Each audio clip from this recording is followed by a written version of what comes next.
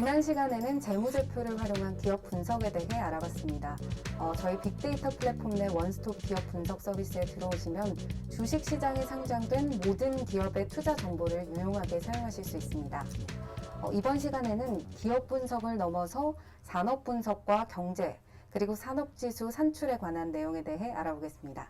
네, 전무님. 네. 이제 기업 분석을 넘어서 산업과 경제를 어떻게 접근하고 해석하면 되는지 말씀해 주시죠. 예, 우리가 그 산업과 경제 분석이라는 부분들을 놓고 보면은 이렇게 이제 도표로 보시면 맨 안쪽에 이제 기업이라는 부분들이 이제 속이면 서브셋으로 있는 거고, 그 위에 이제 미들셋으로 이제 산업이라는 부분들이 이제 포괄적으로 기업을 포괄하고, 이 기업과 산업을 포괄하는 데 경제라는 부분들이 이렇게 있습니다. 그래서 통상적으로 우리가 이제 기업을 보기 위해서 또 산업도 봐야 되고 경제를 봐야 된다. 그래서 이제 우리가 위서부터 내려올 거냐, 네. 밑에서부터 올라갈 거냐. 그래서 우리가 탑다운 어프로치 아니면 바텀업 어프로치라고 표현하는데, 우리가 이제 탑다운 방식으로 어프로치 접근한다고 말씀드렸는데, 이제 탑다운 어프로치 같은 매크로서부터 이제 접근에 들어가게 되는데, 지금과 같은 어떤 코로나 상태 같은 경우에서도 굉장히 어려운 어떤 산업들이 있고, 또 지금과 같은 코로나가 창궐 했었을 경우에 또 유용하게 또 굉장히 또 우리가 좀 좋은 호조를 보이고 있는 산업들이 있습니다. 어려울 때, 우리가 이 매크로 환경이 어려울 때 굳이 뭐 투자를 하려고 하지 않게끔 접근하는 방법들. 그래서 매크로 분석서부터 경제 분석서부터 우리가 그 분석을 해 들어가면서 산업을 보고, 그 산업 가운데서 그 산업, 우리가 얘기하는 바이오 산업 같은 경우에서 그럼 바이오 쪽에서 가장 뭐 유명한 기업이 어디냐? 그럼 지금 이제 보면 SK 바이오라든가 그다음에 뭐 삼성 바이오로직스라든가 뭐 그런 기업죠. 그래서 경제 보고 산업 보고 그다음에 기업을 분석하는 탑다운 어프로치 방식으로 들어가는 어떤 방식이 있습니다. 그래서 이런 거 갖다가 우리가 거시적 접근 방법이래 갖고 주로 이제 많이 봐야 되잖아요. 네. 많이 봐야 된다는 얘기는 뭐 일반 투자자 보기엔 좀 어렵다. 그래서 그죠. 탑다운 어프로치 같은 경우에는 주로 이제 기관 투자자들이 사용들 많이 하고 있고, 나는 매크로 환경이라든가 그래서 산업의 환경보다는 난 철저하게 기업의 바텀 쪽에 그 접근해서 뭐 경제가 어렵고 뭐 산업이 어렵다 하더라도 이 기업은 굉장히 좋아. 뭐 늘 그런 기업들 같은 경우에는 항상들이 있죠. 뭐 우리가 보면은 경기의 변동에 따라서 그렇게 경기지 방어주라고 표현을 하게 되는데, 그렇게 밑에서부터 접근하는 바텀 어프로치. 그래서 그 기업에 대해서 내가 아주 철저하게 알고 있다라고 보면은 내가 알고 있는 주변의 것들을 투자하는 그런 방식으로 우리가 접근할 때는 기업부터 먼저 보고 있고, 이 기업이 놓여 있는 산업은 그거 괜찮아. 그리고 그런 상태에서 경제도 괜찮다라고 보여주면은 우리가 이 기업에 대한 투자에 대한 비중을 좀 높여나갈 수도 있는 거고, 네. 탑다운이 정답이다, 바텀업이 정답이다, 이렇게 해석하기 어렵고 서로 이제 공존하고 있다라고 보시면 될 것 같습니다. 네, 흔히 금융시장에서 이야기하는 이 탑다운 어프로치, 바텀업 어프로치가 이런 뜻으로 쓰였군요. 예.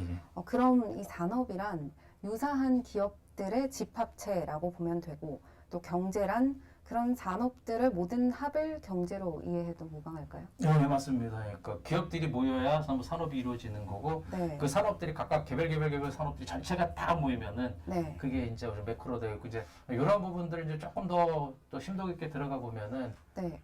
우리가 뭐 이제 이렇게 좀 물가와 금리와 환율의 어떤 매크로적인 측면에서 보면은 이러한 어떤 구매력 평가설, 뭐 피셔 효과, 국제 피셔 효과, 금리 평가설, 뭐 부평 기대 가설 뭐 이런 것들이 있는데 네. 좀 어렵습니다. 어렵긴 한데 그러니까 단순하게 보시면 일몰일가의 법칙이다. 그게 네. 성립이 된다. 일몰일가, 하나의 물건 가격은 하나의 가격이 형성된다. 그렇게 보면은 전 세계도 이 일몰일가의 법칙이 어긋나게 되면 네. 그 아비트리지, 그러니까 우리가 무이염 차익거래가 이루어질 수 있다. 물론 운송비라는 부분들 갖다 빼면 단순히 생각하면 이제 우리가 일몰일가 법칙에서 많이 설명드린 게 맥도날드 가격을 맥지수라고 표현하는데, 미국의 맥도날드 가격이 한 개가 1달러다. 네. 자, 그런데 한국에서 맥도날드 가격이 1,200원이다. 네. 그러면 1달러고 그다음에 1,200원이다. 일몰일가 하나의 가격이 같다. 그러면 한국의 환율은 1,200원이요. 1,200원이다. 그렇게 되는 거죠. 근데 지금 환율이 예를 들어서 1,000원이다. 네. 라고 생각해버리면 200원의 차이가 발생되는 거잖아요. 네. 그러면은 미국 거 1달러짜리 갖다가 한국을 갖고 갔고 우리가 팔아버리면은 그 한국 돈으로는 1,200원에서 1,000원을 받게 되겠죠. 이게 이런 식으로 계속적으로 변한다. 그러니까 금리도 마찬가지로 미국의 금리가 1%였었을 때 이제 환율이랑 놓고 봤었을 경우에 그 변화에 대 금리의 변화, 명목 금리의 어떤 변화 부분들. 최근에 금리가 오른다. 네. 오를 거다라고 많이들 예측들 많이 하시지 않습니까? 네. 그게 왜 그러냐면 이제 여기 PC 효과라는 어떤 이런 부분들이 있습니다. 방금 맥도날드 가격의 어떤 변화는 일몰일가의 구매력 평가설에 의해서 이제 이루어지는 어떤 그거라고 생각하면 이제 하시면 될 것 같고, 그러니까 환율에 대한 얘기를 할 때 이제 구매력 평가설 가지고 얘기하고, 그 이제 네. 금리 지금 금리가 오를 거다라고 했는데 왜 오른다라고 지금 이제 생각하냐 사람들이. 근데 그거에 대해서 잘 이해하기 좀 어렵지 않습니까? 근데 네. 이제 이 부분들 큐시 효과 보시면은 명목금리는 우리가 명목금리라는 것들은 실질적으로 실질금리 플러스 인플레이션 네. 물가 상승률이거든요. 근데 최근에 이제 코모디티 가격도 올라가고 있고 무슨 가격들이 올라간다고 이제 물가가 지금 올라가고 있지 않습니까? 근데 네. 명목금리는 실질금리 플러스 물가. 그러니까 결국 지금 물가가 올라가면 명목금리도 올라간다. 그래서 이것도 물가가 올라가니까는 피시 효과에 의해서 금리도 올라가고 있고 명목금리도 올라가고 결국 실질금리에도 영향을 준다. 그래서 향후에 이런 매크로의 어떤 그런 변화들이 우리 실생활 쪽에서도 어떤 것들이 어떻게 변하면은 이거 매크로의 환경이 변하면은 실생활도 어떻게 변한다라는 부분들을 우리가 같이 놓고 보셔야 될 것 같습니다. 그래서 결국 기업 분석이라는 부분들을 네. 우리가 놓고 봤을 때 이제 탑다운으로 들어갈 거냐, 네. 우리가 그 경제서부터 산업 기업으로 갈 거냐, 아니면 기업서부터 이렇게 바텀 어프로치를 갈 거냐, 이런 부분들이 서로 병행해서 보실 때 네. 우리가 금융 투자라든가 뭐 생활에 우리가 살아가는 데서 굉장히 많은 부분들을 우리가 유용하게 쓸 수 있다라고 말씀드릴 수 있을 것 같습니다. 네, 정말 어려워지는 것 같습니다. 일단 용어 자체도 굉장히 생소하고요. 뭐 금리나 환율, 물가, 평소에 잘 생각하지 못했던 부분들이 갑자기 나오니까 어렵기도 한데 또 흥미로운 부분도 있는 것 같습니다. 뭐 맥도날드 가격이라든지 일물일가의 법칙 이런 것들이 어디든지 적용된다는 점이 좀 새롭습니다. 네. 근데 경제 매크로의 중요한 지표로 물가, 금리, 환율, 상품 가격 등을 이야기하셨는데 이 산업은 어떤 방식으로 분석을 해야 투자 전략에 활용할 수 있을까요? 예, 그래서 전체적으로 이제 아까 물가, 금리, 환율, 매크로 부분들 봤고 이런 매크로 환경 가운데서 이제 산업이란 부분들도 뭐 여러 가지 이제 모델들이 많습니다. 그래서 포터의 어떤 모델들 통해서 경쟁의 정도, 뭐 잠재적 진입의 위험, 대체적 위험, 공급자의 파워, 구매자 파워 이런 부분들 전체적으로 놓고 보고 이런 부분들의 어떤 경쟁 정도나 이런 부분들이 결국 산업의 인더스트리의 어떤 비즈니스 사이클로 좀 나타나게 되는 거죠. 그래서 비즈니스 사이클을 보면은 산업이라는 것들, 뭐 기업과 마찬가지로 도입, 성장, 성숙, 쇠퇴기를 걸어가는 어떤 이런 모습들을 보여줄 수 있을 것 같고요. 이런 어떤 산업의 어떤 흐름 자체가 결국은 네. 우리가 산업을 볼 때 지금 도입계에 있냐, 성장계에 있냐, 성숙계에 있냐, 쇠퇴계 당연히 뭐 쇠퇴계에 있는 것들은 투자하시면 안 되는 거고 네. 또 너무 빨리 도입계 또 투자하는 것도 아닌 거예요. 그러니까 성장계, 도입계 후반이라든가 성장계에 들어가는 것들 투자하게 되는 것들이 네. 가장 좋을 것 같고요. 이러한 부분들을 통해서 우리가 이게 뭐 하나의 어떤 샘플로 보면은 철강산업 같은 경우에는 철강산업은 전체적으로 뭐 전까지 산업을 봤을 때 CRB 인덱스라는 부분들을 통해서 철강산업이 뭐 좋아지고 있다, 나빠지고 있다 이런 부분들도 보실 수 있을 것 같습니다. 그래서 네. 우리가 이제 전체적으로 이제 총괄을 보면은 기업 분석이란 부분들, 뭐 산업 분석이란 부분들, 그다음 경제 분석 부분들이 서로 뭐 불가분의 관계가 있기 때문에 뭐 전체적으로 종합해서 이제 보시는 분들이 맞을 것 같고요.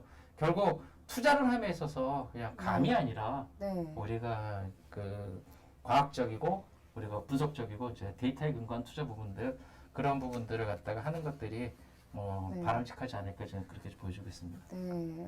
그래서 이런 부분들을 네. 우리가 잘 활용했을 때 네. 우리가 잃지 않는 투자, 그러니까 워렌 버핏이 이야기하는 제1법칙, 잃지 않는 투자, 그리고 제2법칙, 1법칙을 까먹지 말자. 네. 그래서 우리가 투자는 네. 많이 버는 것도 중요하지만은 네. 리스크 관리에서 잃지 않는 것도 굉장히 중요한 투자의 원칙입니다. 그래서 이런 부분들이 이제 전체적으로 다 모여가지고 그 저희 FM 가이드 쪽에서는 그 금융투자 솔루션이라는 부분들, 퀀티와이즈라는 부분들이 있는데요. 퀀티와이즈 부분들에 대해서는 뭐 자세하게 보시기 위해서는 굉장히 많은 부분들이 있는데 그 퀀티와이즈에 대한 설명들을 동영상을 통해서 한번 보시도록 하고요.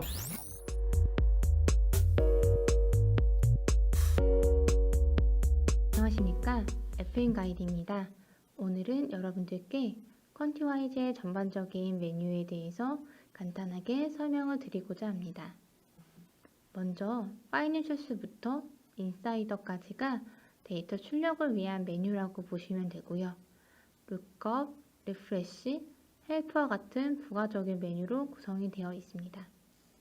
먼저 파이낸셜스는 재무 데이터를 출력해 보실 수 있는 메뉴입니다. 타임 시리즈는 시계열 데이터를 출력해 보는 메뉴입니다.